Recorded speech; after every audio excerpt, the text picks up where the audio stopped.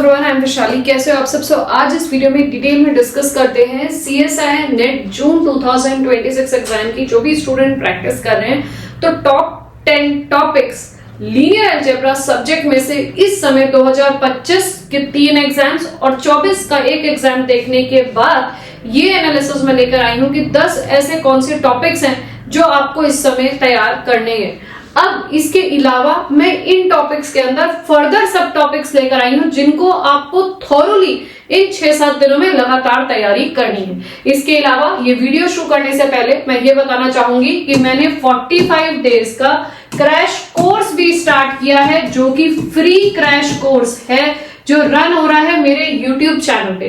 अगर आप चाहते हैं वो लाइव क्लासेस ज्वाइन करना तो उसको आप लाइव सेक्शन में जाके ज्वाइन कर सकते हैं। व्हाट्सएप ग्रुप का लिंक डिस्क्रिप्शन बॉक्स में दिया गया है, PDF आपको ऐप में प्रोवाइड कराई जाएगी। इसके अलावा 5 जून को मैं टारगेट कर रही हूं पहला मेंटरशिप सेशन, जो कि फ्री मेंटरशिप सेशन होगा। 1 PM पे मेरी ऐप में कराया जाएगा। उससे रिलेटेड भी वीडियो अपडेट कर दी गई है, उसको भी देख लीजिए अगर आप CSI नेट जून 2026 एग्जाम के लिए टारगेट कर रहे हैं तो। ठीक है, मूविंग टू दी नेक्स्ट, कौन कौन से टॉपिक्स हैं भाई जो जरूरी है लीनियर अलजेब्रा, क्योंकि बहुत ज्यादा नंबर की आती है और एक बहुत ही high weightage high priority subject है जिसको आप छोड़ नहीं सकते और उसको आपको 101% लेवल पे तैयार करना है। क्लियर? तो टॉपिक्स, पहला टॉपिक है आइगन वैल्यूज एंड डायगोनलाइजेशन का। दूसरा टॉपिक यहाँ पे है मिनिमल पॉलिनोमियल कैले हैमिल्टन थ्योरम का। तीसरा है लीनियर ट्रांसफॉर्मेशन। चौथा है इनर प्रोडक्ट स्पेस, ये है क्वाड्रेटिक फॉर्म। फिर है rank and linear systems, spectral theorem, invariant sub spaces, Jordan form and quotient spaces. इसमें भी सुपर डुपर इंपॉर्टेंट कहें तो ये आइगन वैल्यूज, आइगन वेक्टर्स, इसी में मिनिमल पॉलिनोमियल, इसी में कैले हैमिल्टन थ्योरम, कैरेक्टरिस्टिक, डायगोनलाइजेशन, सिमिलरिटी, ये आपका एक टॉपिक बन गया। उसके बाद इनर प्रोडक्ट स्पेस का पूरा चैप्टर, कम से कम अगर आपके 12-13 क्वेश्चंस एग्जाम में आ रहे हैं तो 2 क्वेश्चन आप इनर प्रोडक्ट के कॉन्सेप्ट के देखेंगे। इनर प्रोडक्ट अलग अलग तरीके से आपको एग्जाम में इंटरप्रेटेड करते हुए दिख जाएगा। जैसे अभी की लीनियर की क्लास ले तो एक इनर प्रोडक्ट बनाया उन्होंने trace of A dot B के बिहाफ में, यहाँ A और B मैट्रिसेस दे दी। अगर आपको F और G जैसे फंक्शंस में देगा तो integral of F of D देगा 0 to पाई dx। तो ये इंटरप्रिटेशन है अलग अलग तरीके से इनर प्रोडक्ट को पूछने के लिए। It is the super important topic और कॉन्सेप्ट जोड़ देगा कि आइगन वैल्यूज निकालिए, आइगन वेक्टर्स निकालिए या फिर इनकी डायगोनलाइजेबिलिटी के बारे में बताइए, है ना। तो इस तरीके से ये चैप्टर्स सुपर इंपॉर्टेंट है। इस बार भी 2 से 3 क्वेश्चंस मैं खुद कह रही हूँ, 2 से 3 क्वेश्चंस इन टॉपिक में तुम्हें एग्जाम में हर हालत में मिलेंगे, जिसमें इनर प्रोडक्ट स्पेस की कनेक्टिविटी होगी इन फर्दर टॉपिक्स के साथ, याद रखो। इसके अलावा क्वाड्रेटिक फॉर्म और बाइलिनियर फॉर्म का क्वेश्चन या तो क्वाड्रेटिक का आएगा एग्जाम में या बाइलिनियर का आएगा। ठीक है, इस तरीके से जैसे कोई क्वाड्रेटिक फॉर्म बना के फिर वो क्वेश्चन पूछ लेते। 2025 दिसंबर पे भी इस पे दूसरा क्वेश्चन, तीसरा क्वेश्चन इसी के कॉन्सेप्ट पे आया जहां पूछा गया है, क्योंकि क्वाड्रेटिक फॉर्म को उन्होंने इंडेफिनिट मैट्रिसेस से जोड़ के, बहुत ही इंपॉर्टेंट है, पहले मैट्रिसेस के रूप में पूछते थे, अब ऑप्शंस को इस तरीके से घुमा के पूछ दिया गया है। ठीक है, तो क्वाड्रेटिक फॉर्म की थ्योरी बिल्कुल तैयार होनी चाहिए, किस तरीके से उसको मैट्रिक्स में इंटरप्रेटेट करते हैं, क्वाड्रेटिक फॉर्म को कैसे इंडेफिनिट मैट्रिसेस के कनेक्ट करते हैं। Super important topic. इसके बाद रैंक एंड सिस्टम्स, यार ये तो मतलब तुम लोग तैयार कर ही लोगे, क्या कहना है इसके बारे में। Spectral theorem, invariant sub spaces very important. Question invariant का दे देते हैं, वो लोग लिख देते हैं इस तरीके से T of V is a subset of V। तो यहाँ पे कंडीशन आपको समझ में आ गया कि इनवेरिएंट से रिलेटेड फिर आपसे कंसेप्ट पूछने शुरू कर देते हैं ना। Jordan form, individually Jordan form पे कभी कभार क्वेश्चन आ जाता है, एक मतलब फ्रीक्वेंटली नहीं आता, लेकिन 1-2 साल के गैप में आ जाता है। लेकिन जॉर्डन फॉर्म आपको मिनिमल पॉलिनोमियल पे हेल्प करेगी। जॉर्डन फॉर्म क्लैरिटी देती है आपको जब आप आइगन वैल्यू या आइगन वेक्टर से रिलेटेड कोई क्वेश्चंस देखते हैं तो किस तरीके से उसके मिनिमल पॉलिनोमियल को जनरेट किया जा सकता है, या क्या जेसी ब्लॉक्स बन सकते हैं, या फिर क्या तुम्हारी आइगन वेक्टर के रिस्पेक्ट में तुम उन कंडीशंस को चेक कर सकते हो, क्योंकि जेसी फॉर्म मतलब जॉर्डन कैनोनिकल फॉर्म एक मैट्रिक्स को बनाने में ही या फिर निलपोटेंट ऑपरेटर्स को बनाने में ही काम नहीं करता, वो आपके बहुत सारे जीएम के कॉन्सेप्ट में कनेक्ट करता है, वो मिनिमल पॉलिनोमियल के कॉन्सेप्ट में कनेक्ट करता है ना, तो वो बहुत सारी चीजों को डिफरेंशिएट करने में हेल्प करता है, तो इसलिए ये टॉपिक बहुत इंपॉर्टेंट बन जाता है।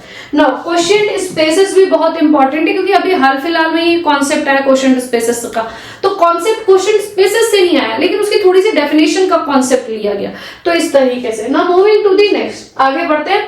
सबसे पहला था eigen values, eigen vectors and diagonalization का चैप्टर, जिसके अंदर आपको characteristic polynomial, algebraic multiplicity, geometric multiplicity, diagonalizable condition, similar matrices, spectral decomposition, ये सारे टॉपिक्स आपको याद करने हैं, मतलब कि याद करने, ये सारे टॉपिक आपको 101% तैयार करना है। Now moving to the next, minimal polynomial के कॉन्सेप्ट में आपका relation with characteristic polynomial, Cayley Hamilton theorem की application, diagonalizability using minimal polynomial, annihilating polynomial, super important topics. और रिसेंट ट्रेंड में आप देखोगे पार्ट बी और पार्ट सी के क्वेश्चंस मिनिमल पॉलिनोमियल से related, they will not going to ask you directly यार minimal polynomial क्या, but they will ask you the concept related to minimal to characteristic, minimal का एनिहिलेटिंग, minimal का डायगोनलाइजेशन से, ये चीजें आपको आनी चाहिए, और यही आपके एग्जाम को लीनियर अलजेब्रा का जब एग्जाम देते हैं तो वो चीजें आपको लीनियर अलजेब्रा में ज्यादा मार्क्स प्राप्त करने में तभी हेल्प करेंगी if you are strong in these interconnected topics. ठीक है, मूविंग टू दी नेक्स्ट,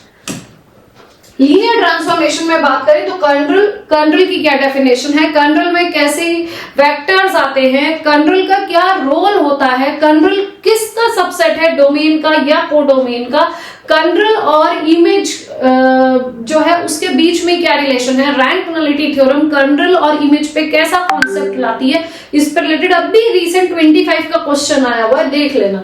तो कर्नल एंड इमेज का concept, rank nullity theorem, matrix representation, super important. It's not important that पहले 2022-23 तक भी मैट्रिक्स लीनियर ट्रांसफॉर्मेशन का जो मैट्रिक्स रिप्रेजेंटेशन था, दे will ask you about eigen values, उनकी डायगोनलाइजेशन के बारे में या फिर डिटरमिनेंट के बारे में। यू नेवर नो कि इस बार फिर ऐसा कोई कॉन्सेप्ट रिपीट हो जाए। No next what they are asking is कि उससे जो मैट्रिक्स बन रही है उससे related theoretical analysis based questions पूछ रहे हैं, तो this concept is super important. आपको पता होना चाहिए कि किस तरीके से मैट्रिक्स उसमें बन रही है, और फिर further questions you can give the answer. Change of basis मतलब it's a rarely coming, not frequently.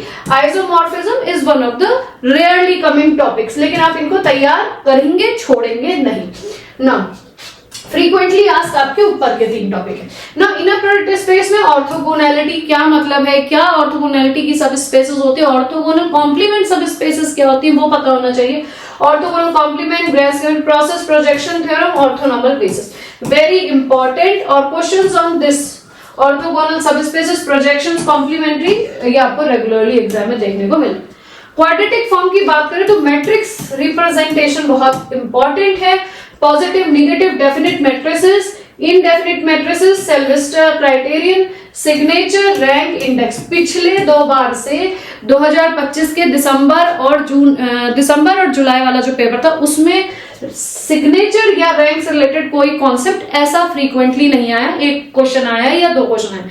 इनके चांसेस इस बार हैं कि सिग्नेचर पे रिलेटेड कुछ क्वेश्चंस आ जाएं, क्योंकि 2-3 बार से नहीं आया है। पॉजिटिव डेफिनेट वाला तो अभी 25 दिसंबर में रिपीट हुआ।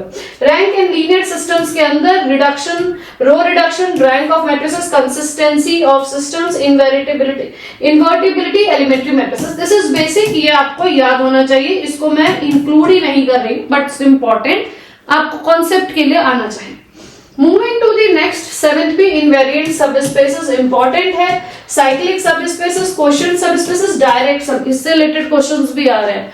क्वेश्चन डायरेक्ट नहीं आ रहा, ऑप्शन एक पार्ट भी में आपको मिल जाएगा किसी क्वेश्चन में चिपका हुआ, so this is also important. Jordan canonical form की बात करें तो Jordan block, generalised eigenvector important है। निलपोटेंट मैट्रिसेस, निलपोटेंट ऑपरेटर क्या इंपॉर्टेंस है, कैसे डायगोनलाइजेशन, मिनिमल पॉलिनोमियल, निलपोटेंसी और डायगोनलाइजेशन, ये जो ट्राइंगल है ये किस तरीके से ट्राइंगुलर डेटा कनेक्ट करता है। जॉर्डन डिकम्पोजिशन क्या है ये आपको पता होनी चाहिए। Moving to the next, real symmetric and normal operators के बारे में बात करें तो spectral theorem, orthogonal, diagonalization, self adjoint operators and unitary matrices. ठीक है, moving to the next, vector spaces and basis. I hope ये लीनियर ट्रांसफॉर्मेशन, वेक्टर स्पेसेस, ये टॉपिक्स तो ऐसे यार you have to complete them by heart, रट जाने चाहिए। तो linear independence, linear dependence, basis, dimension, sum and intersection of sub spaces important है, इस पे सम पे क्वेश्चन आ चुका है, इंटरसेक्शन पे नहीं है तो मे बी इंटरसेक्शन का इस बार रिपीट हो जाए। क्वेश्चन थे सब स्पेसेस मैंने आपको पहले ही बता दिया। तो ये कुछ 10 टॉपिक थे जिनके अंदर फर्दर 10 सब टॉपिक्स मैंने बताए, जिसमें मैंने सुपर इंपॉर्टेंट आपको कहा है eigen value, eigen vector, characteristic polynomial, minimal polynomial, inner product space, diagonalization, similarity, साथ में ये इंटरसेक्शन ऑफ सब स्पेसेस और यूनियन ऑफ सब स्पेसेस। अभी रिसेंटली 1-2 बार से इस पे क्वेश्चन नहीं आया है, जुलाई और वो वाला मे भी रिपीट हो जाए कॉन्सेप्ट। इसके अलावा आपका quadratic form, inner product space, ये कुछ टॉपिक्स हैं जिनको करो। इसके अलावा बाकी तो आपका हुआ वही है, इनको थोड़ा ज्यादा पॉलिश कर लो और पार्ट सी के क्वेश्चंस ज्यादा कर लो। पार्ट सी के और क्वेश्चंस करने तो मेरे फ्री जो क्रैश कोर्स चल रहा है उसको ज्वाइन कर लो। ठीक है, वीडियो अच्छी लगी हो तो आपको एक काम करना है जो मैं आपको हमेशा कहती हूँ, लाइक करना है, सब्सक्राइब करना और बाकी स्टूडेंट्स की जैसे मैं आपकी हेल्प कर रही वैसे आपको शेयर करके उनकी हेल्प करनी है। So thank you for watching this video.